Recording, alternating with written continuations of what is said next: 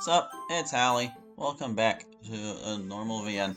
When we last left off, we were at Natsuki's. Or no, we were on Natsuki's route, and things were getting, like, way too involved, despite how little we'd done. Anyway, I'm shaken up and awake. All I can feel is the darkness of the room and Natsuki's grip on my body. Natsuki, what's wrong? She shakes around and hits me with her foot. She doesn't seem to hear me. Mama! I turn back to the girl in my bed and cradle her comfortingly. Hey, calm down. Everything's okay. I'm here. The girl shakes around some more. I can see an expression of horror on her face. Her eyes suddenly open with a shimmering look to them. She settles down eventually and turns towards me. It's all my fault. What is it, Natsuki? She doesn't respond at first. A look of almost disgust appears on her face. She thinks for a second and eventually turns around. So... You probably already guessed. I had a nightmare. Sorry I woke you up. It's really nothing important. I'm surprised by how sudden her speech is. I can't help but be curious about it. Don't worry about it. So, maybe you want to talk about it? I'm so glad we can see how she feels right now. There's a pause and I half expect her to say no. I would like to. Please. Her voice gets really soft. I scoot closer to hear her better. A wave of relief flies over her delicate body. So, as I said earlier, my mom died in a car crash. Well, it was late one night and my dad, he looked away for 1 second to look at me in the back seat. I just had to open my mouth. I just had to ask when we'd be home. And because of that, my dad took his eye off the road. We drove into a tree. At this moment, Natsuki bursts into tears. I didn't remember much from that point on. I was brought to my house. My babysitter was there. She cried and hugged me, but I couldn't understand why. I was scared. Then the next day, a man with a blue uniform showed up. I think he was a police officer. He started talking with my babysitter, and a minute after she was crying again. She started hugging me, and I was scared and confused. They told me Papa was fine, but I didn't care about him. I asked where my mama was. They wouldn't tell me at first. They just kept saying, "It's okay, your dad will be here soon." I got even more scared and a little angry. In the midst of her story, Natsuki slips her hand into mine. I take it and squeeze it reassuringly. I couldn't understand why they wouldn't tell me anything about Mama. I guess I must have pushed enough that they finally relented. The officer bent down on one knee and told me my mother wasn't coming.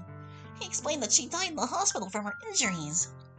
And the last thing she said was, "Tell my princess I love her." I feel Natsuki's grip on my hands tighten. I'm speechless. I can't think of anything to say. What would one say in this sort of situation anyway?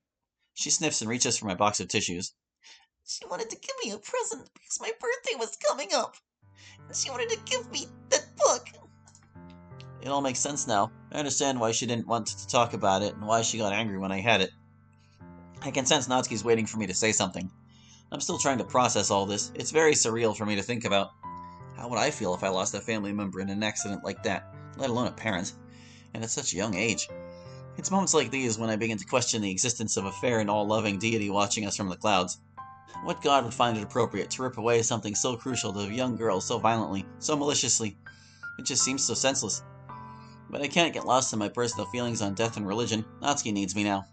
I shake my sorrow off and summon the will to speak. I still don't understand why you said it's all your fault.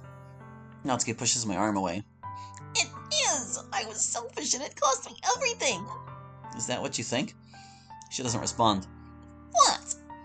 I think that's a really poor way of thinking. Natsuki stiffens and gives me a scathing look. Let me explain. You had no way of knowing what would happen. And if anything, it was your father's fault for not keeping his eyes on the road. And the driver, he's liable for whatever happens. But he lost just as much as you. That's what I think. We're silent again for a few moments, sitting on my bed, shoulder to shoulder.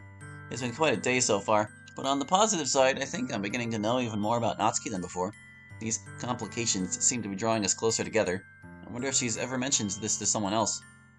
I think for a few seconds while the mood settles down. A thought occurs to me. Has her father... Hey, Natsuki, did your father... or did you, father, ever get violent in front of your mother?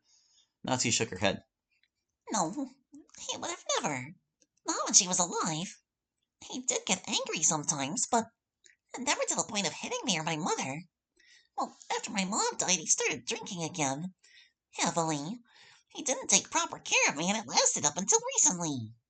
At first, my babysitter would come pretty often. She'd stay late despite my father's threats to stop paying her. Eventually, she stopped coming, which is when I learned he fired her. I won't pay someone who can't leave when they're told to, he said. Natsuki takes a deep breath and continues her story. Well, it just got worse afterwards. He lost his job and had to be a part-time mechanic for a while. He would come home late reeking of beer. If I didn't make dinner for him, or if it wasn't good enough, he'd call me names. He'd throw my food out and make me go to sleep without it. My jaw tightens. The more I hear about Natsuki's dad, the less respect I have for him. And I didn't have much in the first place. And then, after I learned how to cook and clean like Mom used to, things calmed down a bit. He'd still yell sometimes, but not as much. Then one day, I had to stay late at school for a class project. I lost track of time and didn't start heading home until it was dark out. Even at 13, I knew I was in trouble because I wasn't home in time to cook dinner or clean anything, and Papa would be waiting for me. Even at 13? Is this how old you were at the time? When I got there, he was angrier than I'd ever seen him. That was the first time he ever hit me. He slapped me across the face and accused me of sneaking around with a boy. She gestures across her face, indicating where he slapped. I tried telling him I wasn't and that I was sorry that I was late. He wouldn't listen. It was just another night of no food and early bed. It went on for years. He was so controlling. The only time I got away from him was when I went to school. And summer was the worst. She pauses and leans against me, nesting her head between my shoulder and chin. But then, a girl in my class found me on the roof of the school and told me about a club. I didn't care what kind of club it was. All that mattered is that it would be small enough that I could fit in and meant more time away from Papa. Any chance that girl was Sayori? I can feel Natsuki give a half-hearted chuckle. It was. We just weren't super good friends yet. But I joined anyways, and I started going to the meetings every day. The only one I recognized was Monica. I'd known her since middle school, but I never took her as the type to take an interest in literature. I mostly kept to myself at first, but Sayori and Monica tried really hard to get me invested with the club and getting me comfortable with them. What about Yuri? She was there too. We all have been since the beginning. But she was just as quiet and bashful then as she is now, so it wasn't easy. Long story short, though, I ended up feeling like I found the one place I truly belong and where I was accepted for who I am. And then you came along. Hard to see that as any sort of compliment. Hush, let me finish. Okay. Yeah, I was upset. I wasn't expecting a boy. I thought having one would ruin the club.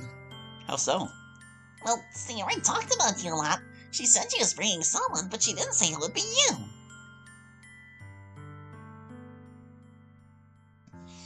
If I didn't know any better, I would have thought you were her boyfriend. And if you weren't, it would only be a matter of time before someone tried fighting over you. But I guess I'd think you were kind of cute in your own clueless way. I decided to take that as a compliment. Then Monica decided to start sharing poems. I figured you'd just treat me like a kid like everyone else. Then I read your poem. It wasn't what I was expecting. It was almost like you wrote it for me. And, well, the rest is history. I can't thank Monica enough for forcing us to get to know each other. Yeah, me too. I look at the clock. It's now almost 1. We should probably go back to bed. School's in another few hours. Okay, yeah. We shuffle back into our original positions and I hit the light. Hey, Hallie. Yeah? I yawn my reply and Natsuki sounds exhausted too. Thank you for listening. Through my fatigue, I work up a weary smile, even though I know she can't see it. Of course, I love you, Natsuki. I'd do anything for you. Anything, huh? Bold words. But I just want you to do one thing. What is it? Promise me you won't ever leave. The words leave my mouth before I even think about the question. I promise. I will never leave you alone if I can help it. Good enough. Good night, Hallie. Good night, Natsuki. I will never die. It's another day at school. After all the drama and philosophical thoughts of yesterday, I'm actually glad to go to school for the school for once. Natsuki and I made it to school on time, and Sayori even caught up with us along the way. Words cannot express how relieved I am to see her being her usual sunshiny self. She was a welcome addition to the track, even if she spent most of her time speaking with Natsuki about some sort of science project. I guess it's easy to take the little things for granted when they happen every day. When bad things happen, the good things, no matter how small, seem to always have a greater impact. My way of thinking and expressing myself has gotten deeper as of late, I've noticed. It could be the literature club rubbing off on me, I suppose, but I'm more inclined to believe that it's the people in it rather than the club itself, particularly a certain pink-haired girl I've been living with. But I'm sure Monica and Sayori also had a hand in that. Yuri, too.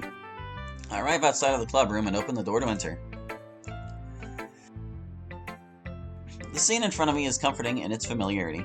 Monica's at her desk, reading a small book with what appears to be classic poetry. Yuri's sitting alone, nose deep in another book. This one is different from the last one, I notice, but I don't linger on it. Instead, my vision shifts to Natsuki in the back, rummaging around in the closet, evidently looking for her manga. Everything looks safe, normal. Wait, my eyes drift to the spot where Sayori usually sits, but it's missing a Sayori. Okay, I know she was here today. Why isn't she at the club? I turn towards Monica, and her eyes meet mine. She glances at Sayori's desk and then moves her gaze back to me. I get the message, so I shuffle over to her desk. Holly, have you seen Sayori today? I nod. When? When Natsuki and I were walking to school, Sayori met up with us and went to class. She hasn't said anything to you. Monica sets down her book and closes her eyes. No, unfortunately. Did she see mail or something? No, I don't think so. Monica falls quiet for a moment and appears to be deep in thought. I wonder. A moment passes, and then she opens her eyes and gives the most serious look I've ever seen from her. I'm pretty concerned with Sayori's absence. I doesn't like her.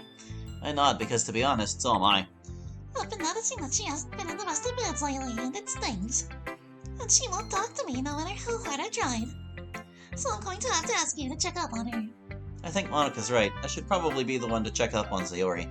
But with Natsuki and everything that happened yesterday, I feel like trying to get through to Sayori as well might be biting off more than I can chew. I kick myself a bit because Sayori deserves better than that, and I should really put forth the best effort, or the effort regardless. After today's meeting, can you go to her house and see how she's doing? Of course, but if she won't talk to you, what makes you think she'll talk to me? Monica gives me a weary smile. I know she will. You've been her friend longer than I have. And, well, let's just say I have my suspicions and leave it at that. I want to ask what she means by that, but I can guess Monica won't elaborate. I have no choice but to nod in agreement and understanding. Let me know how it goes. You have my number. Okay, will do. With our exchange concluded, I step away from Monica's desk as she turns her gaze towards the window, apparently still lost in thought. It's nearing the end of the meeting, and I'm busy putting away Natsuki's manga for the day. We barely made it through one chapter this time around. My heart was in the right place, but my mind kept drifting to Sayori. What am I going to say when I see her? How could Monica be so sure she'll talk to me? What exactly was going on with her, and how does the club factor into that? Even Natsuki could tell my mind was somewhere else. She asked once, and I declined to talk about it. I assured her that I was simply tired, and I guess she bought it. I'm putting the last box back in place when I hear Natsuki and Yuri talking behind me. I perk up my ears, surprised to hear from Yuri at all. I can barely hear what's being said, but it seems to be something about poetry. From what I can tell, it seems like Natsuki is asking Yuri to keep trading poems with each other. I'm more than a little surprised by that, given how often they fight. Once, I got the impression they didn't like each other and that Yuri didn't like me by association. Or maybe Natsuki just feels bad about those past disagreements and is offering an olive branch of sorts. As I back out of the closet, Yuri replies. Again, I'm too far away to make out the exact words, but I can hear the tone. It's not very pleasant and sharp. The only word I hear is Yuri spitting out my name venomously. Uh-oh. Hold on. Venom is V-E-N-O-M. There you go. Venomously. I turn around on a dime and I see Yuri grabbing her stuff off the desk before hotly marching out of the clubroom. Natsuki is staring after her, and I can see her struggling between expressions of confusion, anger, and sadness. Monica is still seated at her desk and evidently watched Yuri leave in a huff as well. She turns her gaze from the closed door and raises an inquisitive eyebrow at Natsuki and me. I don't fully understand what happened between Yuri or Natsuki either, so I'm no help and I avert my gaze with a half-hearted shrug. Natsuki growls and whips her head away, catching me in her sight. She's visibly distraught and frustrated. So, what did you overhear? Not much. I can see she's calming down slightly. Her hands are still balled up into fists, but her expression is softening. She's still frustrated, but not necessarily angry. I wait for her to explain what happened, or rather what was said. My patience is rewarded a few breaths later. I just asked her if we could start sharing poems again, and she got really upset. I know we've had our disagreements in the past, but She pauses and looks down at her feet. apparently she thinks that since I have a boyfriend now, I'm somehow rubbing it in her face. I'm silent for the time being. That explains Yuri's issue with me, I guess. I was just trying to be friendly. It was a nice gesture. Natsuki looks back up at me. Look, I may not say this a lot, but I like Yuri. Before you, she and Sayori were closest friends I had. Seeing her like this, it makes me feel sad, and maybe even a little guilty. She pauses to place her hands on her hips. But she won't even give me a chance to explain I still want to be friends. Hey, Holly, do you think you can talk to her? She might be more willing to listen to you if you approached her first. Alone, obviously. I hesitate. This seems like a really bad idea. Natsuki isn't relenting. Please, I really want to make things right with her, but I can't do it on my own. I personally think I'll have a harder time getting through to Yuri than Natsuki does. Not to mention, Monika asked me to check up on Sayori, and my instinct tells me that's the right thing to do. But if I patch things up with Yuri and Natsuki, it'll make Natsuki happy. Plus, it might even make the club feel whole again. After all, Sayori usually springs right back. That's her greatest talent. Right? I decide that all. Oh,